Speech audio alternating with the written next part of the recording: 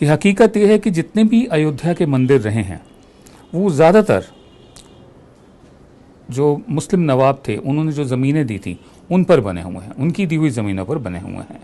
और जहाँ तक योगी आदित्यनाथ हैं मुख्यमंत्री, गोरखनाथ मठ जो है जिसके वो मठाधीश हैं गोरखपुर में हैं, उसकी ज़मीन दी थी आसिफुद्दौला ने दी थी, नवाब आसिफुद्दौला ने सन 1790 के करीब।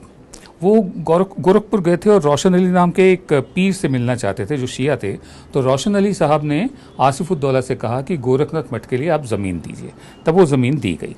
सन 2007 में इंडियन एक्सप्रेस में लिखा था कि महंत अवैधनाथ जो मौजूदा योगी आदित्यनाथ हैं उनसे पहले जो थे मठाधीश, उन्होंने एक पब्लिक मीटिंग करी थी शहजादा अंजुम कादर का खैर मकदम करने के लिए, उनका स्वागत करने के लिए, क्योंकि उनके पुरखे आसिफुद्दौला ने ये ज़मीन दी थी।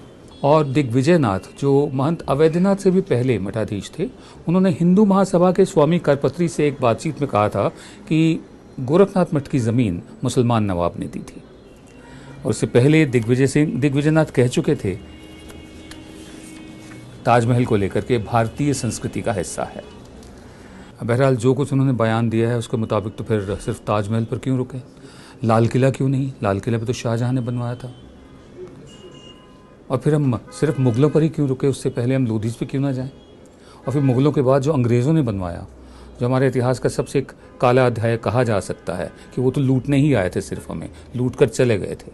अब चाहे मुग़ल्स हों, चाहे लोधी हों, चाहे स्लेव डायनेस्टी हो, ये सब लोग यहाँ आकर बसे हैं, इन्होंने बहुत कुछ दिया है इस देश को। बहरहाल जो रिमार्क्स आए हैं उसमें लोगों ने ये भी कहा है फिर तो अंग्रेज़ों की बनाई जो पार्लियामेंट है, राष्ट्रपति भवन है, Viceregal Lodge, North Block, South Block है, पूरी लटेंस दिल्ली के बंगले हैं जिनमें ये लोग रहते हैं, नेता वगैरह, फिर इनको भी हटाया जाए, सिर्फ मुग़लों पर ही क्यों रुका जाए?